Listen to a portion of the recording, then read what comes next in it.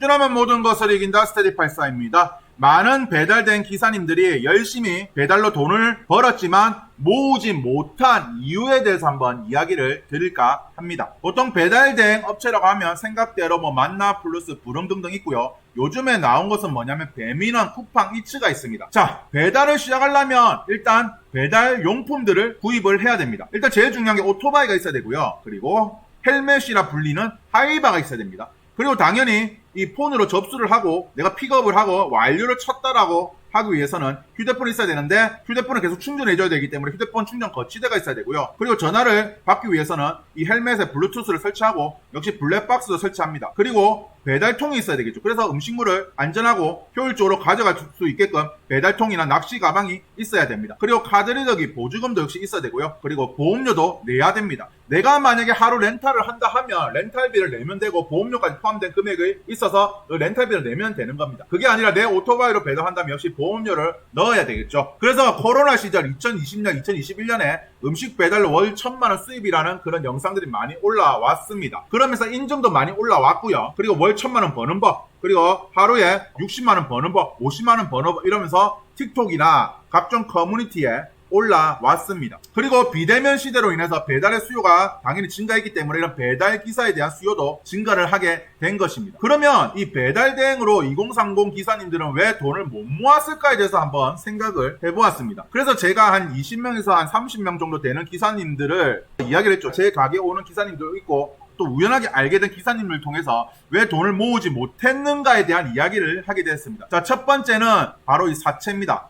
이 사채를 하는데 많게는 200%, 적게는 40% 이상을 사채를 하죠. 즉 뭡니까? 불법입니다. 나라에서 정한 그런 이율대로 받아야 되는데 그게 아니라 그 이상의 돈을 이자로 받는다라는 거죠. 그래서 이 알만한 배달 대행사들 라이더 상대로 사채 놀라웠다라고 하고 지원 방송에서 춘천에서 수년째 배달 라이더로 일하고 있는 A씨가 얼마 전 급한 사정이 생겨 수백만 원의 빚을 지게 됐다. A씨가 돈을 빌린 곳은 금융권이 아니라 배달 대행사라고 합니다. 즉 뭐냐, 내가 급하게 급전이 필요한데 그래서 어떻게 해야 될까라고 하니까 동료 라이너들이 그러면 배달 대행 업체한테 가서 얘기해봐 라고 해서 빌렸고 100일 동안 이자로 원금의 10%를 요구했다라고 합니다. 연 이자로 따지면 36.5%고 정 최고 금리는 20%를 훌쩍 뛰어넘는 겁니다. 배달업계에서 일명 대여금으로 불리는 불법 사채금이고 불법 사채는 라이더의 배달료가 적립되는 배달 가상계를 통해서 빠져나간다는 겁니다. 그래서 이렇게 적립금 있죠. 내가 만약에 픽업해서 배달을 가서 완료를 치면 그 배달료가 들어옵니다. 그래서 이걸 적립금이라고 내가 인출을 할 수 있는데 여기서 이 배달 원금과 이자가 빠져나갔다라고 합니다. 연이율 70%, 빚으로 달리는 오토바이, 배달업계 스며든 사채덧. 서울 성동구 배달원 20대 이모씨는 최근까지 불법 사채를 수시로 썼다.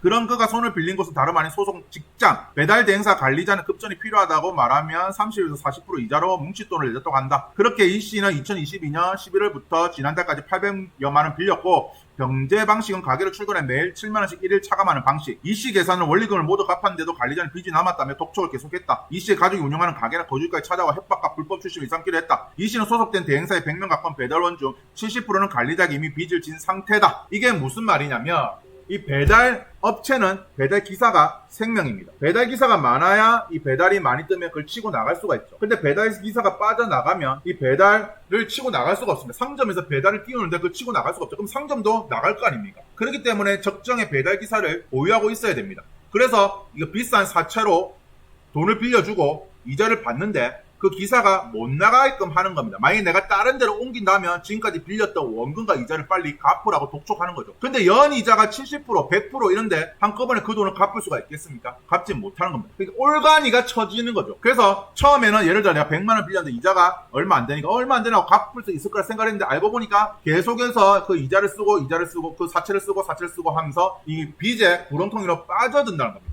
그리고 배달 대행으로 역시나 큰 돈을 못 모으는 이유는 일당제입니다. 배달 대행은요, 진입 장벽과 가지고 있는 스펙에 비해서는 큰 돈을 벌 수 있는 직장이라고 저는 생각이 듭니다. 왜? 아무것도 없는 사람들이 단지 배달, 오토바이 탈 수 있다는 이유로 열심히만 하면 한 달에 400원 벌 수 있잖아요. 만약에 진짜 내가 월 400을 번다라면 중소기업이나 이런 데서 월 400을 번다면 그만한 스펙도 있어야 되고 경험도 있어야 됩니다. 즉 그날 나가서 콜스에 비례해서 돈을 버는 구조이고 좀 빡센 곳은 안 나오면 벌금을 내게 하는데 물론 그런 곳은 안 나가면 되죠. 월급제가 아니라서 일당제 이게 날씨가 안 좋거나 몸이 안 좋거나 그날 일을 하기 싫으면 안 나가도 됩니다. 즉 즉 지속성이 없고 한 달 계속해서 꾸준하게 일을 안 해도 되는 구조입니다. 내가 나가서 돈 벌면 되고 나가기 싫으면 안 나가도 되는 구조이기 때문입니다. 그리고 제가 왜 이 배달 대행 기사님들이 큰 돈을 벌지 못하는가에 대한 부분에서 1단계도 있지만 가장 큰 요인은 바로 이런 불법 사설 도박이었습니다. 많은 수의 기사님들이 이런 불법 도박에 빠져 있었고 열심히 내가 돈을 벌어서 그 충전금을 빼서 이런 불법 사설에 도박을 하고 있었습니다. 일확천금을 노리고 있었던 겁니다. 배달 대행을 하시는 기사님들은 빨리 대행 이런 일을 그만두기를 바랬고 거기서 빨리 일확천금을 해가지고 내가 돈을 벌어서 나가기를 바라고 있었다는 겁니다. 그리고 불법 사설이 아니더라도 오프라인에서 사무실에서 이렇게 도박을 하시는 기사님도 있었습니다. 제가 아는 기사님들 대부분은 사설 도박을 했고 사설 도박이 아니라면 코인, 선물에 투자를 하는 기사님들도 계셨습니다. 그리고 많은 수의 이 대행업체에서 일하는 기사님들이 외롭다 보니까 유흥업소라든지 혹은 기사님들끼리 술을 많이 마시러 갑니다. 일도 힘들고 무시도 당하고 그렇게 하다 보니까 술로 풀거나 유흥에 푸는 그런 젊은 기사님들이 많았습니다. 그리고 또 왜 돈을 못 모으냐면 합리화를 많이 합니다. 왜 많이 하냐면 최고 많이 버는 날 월 기준으로 내 수익이라 착각을 하는 분들이 많다는 겁니다. 어떤 기사님 나한테 그럽니다. 사장님, 내 5시간 타고 20만원 벌었어요. 나 일주일에 200만원 벌었어요. 그런 식으로 얘기하는 기사님도 있었습니다. 물론 그렇게 버는 건 그분이 잘한 건 맞지만 그게 평균이 아니라 어느 특정 시기에 운빨이 좋아서 그리고 확 벌 수도 있습니다. 꾸준히 그렇게 벌 수는 없는 겁니다. 운빨 좋은 날을 내 평균 수익이라 착각하고 나는 언제든지 그래 벌 수 있을 거란 착각을 하는 것이며 그렇게 됨으로써 또 그래 벌 수 있으니까 오늘은 그냥 막 비 오니까 나가지 말자 그런 기사님들도 많았습니다. 그리고 똥콜, 꿀콜이 있습니다. 당연히 이런 어린 기사님들은 꿀콜을 선호합니다. 그러면 이 어린 기사님들은 대부분 다 꿀콜을 가려고 합니다. 꿀콜이 무엇이냐면 동선도 짧고 저층 아파트에 신호등도 없는 편지가 있습니다. 그리고 조금 늦게 갖다 줘도 상점에서 뭐라 안 하는 그런 것입니다. 반대로 똥콜은요, 동선도 길고 신호등도 많고 오르막길도 많고 계단도 많고 엘리베이터도 없는 곳입니다. 빌라 중에 6층짜리인데 엘리베이터 없는 곳, 이런 곳이죠. 그리고 고바위를 엄청 많이 올라가야 됩니다. 그리고 오토바이가 더 이상 못 올라가는, 계단을 타고 올라가야 되는 그런 곳을 똥콜이라죠. 그런 곳을 잘 안 가려고 합니다. 그러다 보니까 서로가 꿀콜로 가려다 하다 보니 이 꿀콜에 대한 배달을 잡는 게 치열해지는 겁니다. 그리고 지금은 또 이런 배달에 대한 수요도 점점 줄어져. 왜? 사람들이 배달 음식에 대해서 가격이 너무 오르다 보니까 주머니 사정이 안 좋아서 또 배달 수요가 급감했고, 그러다 보니까 꿀콜에 대한 선호도는 더 높아지고 더 경쟁이 치열해진 겁니다. 그리고 제가 많은 대행 기사님을 봤는데요. 물론 여기 있는 사진하고는 관련이 없습니다. 이런 편의점, 커피, 요 보면 바깥에 야상이라고 하나요? 요런 의자나 테이블이 있어서 앉을 수 있는 공간에 7, 8명 되는 기사들이 앉아 있습니다. 그리고 노가리를 까요. 물론 이 대행 기사라는 직업이 외롭습니다. 사람들은 딸배라고 무시하고요. 특히 땡볕 같은 데 일하면 힘드는데 자기랑 비슷한 처지의 사람들과 노가리 까면 정말 재밌어요. 근데 어떤 분이 이런 얘기를 합니다. 그 노가리 까는 거 당장이 재밌지만 돈은 안 된다. 하지만 나는 노가리를 안 까고 그 시간에 열심히 배달을 하겠다. 그래서 그분은 점심도 3시에서 4시 사이에 먹었습니다. 왜? 같이 12시나 11시에 밥을 먹는다면 그 사람들과 같이 노가리 까고 커피도 마시기 때문에 그 시간에 배달을 안 하게 된다는 겁니다. 그렇기 때문에 이 노가리를 까고 주위에 앉아가지고 막 몇 시간 동안 이야기를 하고 그러면 이 외로운 마음이 약간 풀리죠. 그리고 나서 같이 또 마음 먹는 사람끼리 유흥업소를 가거나 술을 마시러 갑니다. 그러다 보니 돈을 모을 수 없는 구조가 되는 것입니다. 그러면 도대체 어떤 사람들이 벌까라고 생각을 해봤습니다. 그래서 보니까 기사들에게 고금리 사채라는 사람들, 연평균 100%, 200% 하는 사람들, 그리고 기사들에게 오토바이 렌탈을 하는 사람들, 그리고 오토바이 대리점도 함으로 인해서 그 기사들이 엔진 오일이라든지 여러가지 오토바이 부품을 교체하는 이런 일도 같이 하는 사람, 그리고 오토바이 보험도 판매하는 사람, 그리고 상점 월 관리비도 받는 사람들은 그래도 돈을 벌지 않나라는 생각을 가지게 되었습니다. 그래서 저는 2020년부터 이 배달이 피크였다가 지금은 많이 떨어졌잖아요. 그래서 저는 어떤 생각이 드냐면 2020년 때부터 배달 피크 시절 열심히 충전금 빼갖고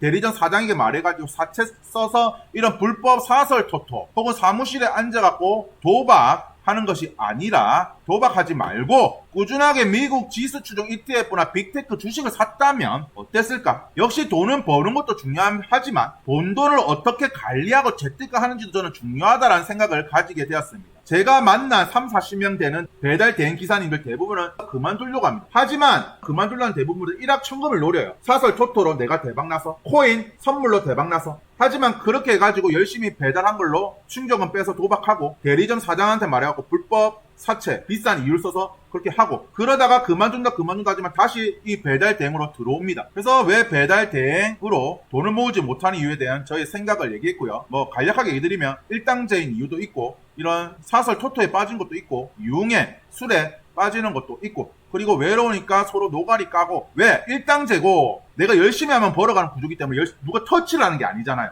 그렇기 때문에 그런 외로움적인 부분으로 서로 앉아고 노가리 깐다, 뭐 기타 등등 있다라고 저는 생각이 듭니다. 물론 이런 영상은 잘 안 보더라고. 왜? 2030 이런 분들은 월 1000만원 배달로 버는 법, 하루에 5, 60만원 배달로 버는 법, 효과적인 꿀꿀 타는 법, 배달 동선 짧게 잡는 법, 이런 약간 뭐라 해야 될까요? 쉽게 무언가를 하려는 그런 방식으로 그런 영상들을 많이 보려고 하죠. 그래서 제 영상 좀 많이 안 보는 것 같습니다. 그래서 지금이라도 늦지 않았다. 미국 지수 추종 ETF 이런데, 혹은 그게 싫다면 예적금이라도 하는 게 어떻냐? 라는 생각을 가지면서 이 영상을 만들어 봤습니다. 제 영상이 유익하셨다면 구독과 좋아요 좀 부탁드리겠습니다. 감사합니다.